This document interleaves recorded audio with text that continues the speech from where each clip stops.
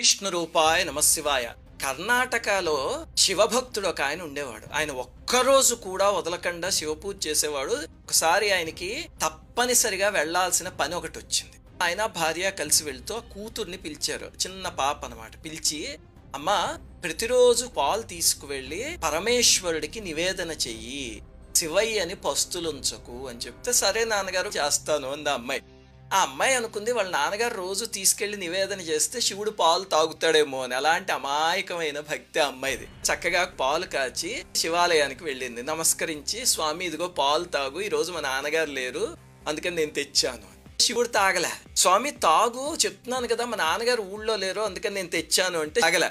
ఆ అమ్మాయికి ఏడుపు వచ్చేసి, ఏమిటి స్వామి నేను ఏమన్నా లోపం చేశానా? కాచి తెచ్చాను కదా సరిగ్గాను, ఏమిటి మాడిపోయా పాలు, లేకపోతే పాలు బాగోలేవా, పంచదార ఎక్కువ కలిపానా తక్కువ కలిపానా, ఇంకేమన్నా చెయ్యాలా చెప్పు.